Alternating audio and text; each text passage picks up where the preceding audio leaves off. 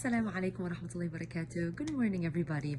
So I woke up today and a lot of you are requesting me to say something about the coronavirus. You know, everybody's going crazy. No sanitizer, no soap, no toilet paper. Not even quite sure what that has to do with it. But anyway, just a couple of quick thoughts. So first of all, أعقلها وتوكل, right? Like we do our part, نأخذ بالأسباب, like meaning if you're sick, you go to the doctor, right? If you're not feeling well, you take medication. If there's an outbreak of something like this, we make sure we wash our hands, you know, abundantly and frequently, and no need to like hop on a plane and go to somewhere that's crazy overpopulated with, you know, whatever is going on there. Just kind of lay low until, you know, things pass, inshallah. But as a believer, right? So we do our part, first of all. So nobody says like, oh, she's saying don't do whatever. No, no, no. Do your part. Keep hygiene, which is already a nadafa min al-iman. Cleanliness is from faith. So it's something we should be already doing, but maybe a little bit over, you know, be a little bit more diligent and more careful of what you're doing. But as a believer, you should rest assured in your heart, right? I mean, we're all, and I don't mean it that way, but rest assured in your heart that كُلَّ يُصِيبَنَا إِلَّا مَا كَتَبَ اللَّهُ لَنَا هُوَ مَوْلَانَا وَعَلَى اللَّهِ فَلْيَتَوَكَّلِ الْمُؤْمِنُونَ. Meaning what? Nothing, no coronavirus or I don't know what it is going to befall you unless Allah subhanahu wa ta'ala has written that for you. If it's meant to be, it's going to happen. Whether you lock yourself up in a, you know, in 100 rooms and disinfect the whole world, if it's meant to be and Allah wants it to happen, it will happen. And if you're in the middle of 2,000 people who are infected with it and Allah doesn't want you to get it, you're not going to get it. So that's the first thing you have to know. So we need to stop this whole worrying of like, you know, kind of bunking down in our homes and like, oh my God, I'm not going anywhere, I'm not traveling, I'm not going to this, I'm not to that because I'm so scared. Yeah, take your, you know, do your part, but don't let that just like paralyze you and sit home there dwelling like, oh my God, what's going to happen next to me? Because that's what shaitan likes, you know, open the door of law. Oh, what if this happens? What if that happens? And then you end up like kind of like you're immobile, you're not productive, you're not doing what you need to do. So rest assured that Allah subhanahu wa ta'ala, inshallah, will only let things happen of whatever He wants to happen, right? Second thing is, Allah subhanahu wa ta'ala, Sayyidina Muhammad gave us so many ways of protection, right? Apart from cleaning and whatever, but every day in the morning, أعوذ بكلمات الله التامات من شر ما خلق. I seek Allah's protection and His, you know, complete names or full names from anything He's created. Allah created the coronavirus. 3 times in the morning you say it, and 3 times in the afternoon you say it.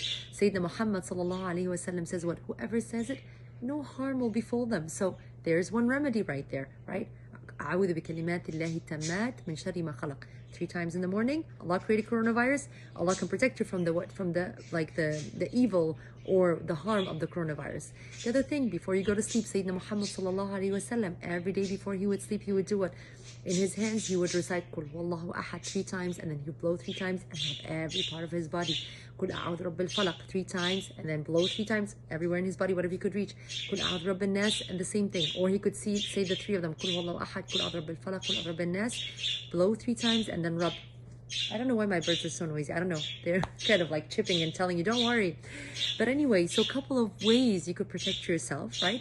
And just having trust in Allah subhanahu wa ta'ala. Like, don't be just sitting there waiting for something or, you know, feeding into this panic of other people. That's not just the trait of us as a believer or as believers, inshallah. And then the other thing is da'ida, taking, you know, the learning moments out of it.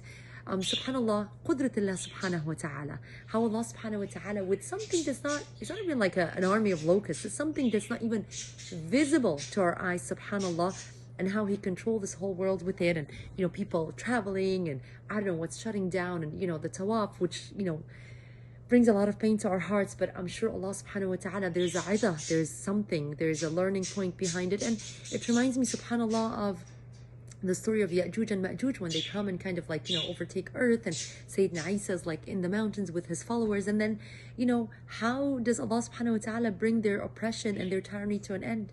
The tiny little bug, right? Like Allah's telling you, look, who do you think you are? Tiny little bug in Nahuth that usually what infects cattle, goes up their nose and kind of like, you know, kills them. And that's how Ya'juj and Ma'juj are going to die. This whole entire, you know, nation that's like kind of like going to be oppressing this whole world. And Nahuth, look at Allah's qudra telling those who oppress on this earth, look at Allah subhanahu wa ta'ala's power. So again, first of all, keep good hygiene, have haqq tawakkul on Allah subhanahu wa ta'ala, that inshallah you're going to be fine. Stop over worrying, leave it to Allah, do your part, you know, do your part, tie the camel, and then leave it to Allah subhanahu wa ta'ala. And just make dua and do tahseen for yourself and for your kids and for your families, reading your quls, أعوذ بكلمات الله التامات من شر ما خلق, and learn the lesson contemplate that Allah subhanahu wa ta'ala's qudra is above everything. May Allah subhanahu wa ta'ala ya Rabbi protect you all, and may Allah subhanahu wa ta'ala ya Rabbi give you haqq tawakkul so that you don't even have to sit and think about this, because inshallah ya Rabbi, like everything else, everything happens for a reason. It comes and it passes. And may Allah subhanahu wa ta'ala ya Rabbi grant you ease of heart and mind. Have a wonderful day, enjoy your day and be productive, and don't sit and worry. Assalamu alaikum wa rahmatullahi wa barakatuh.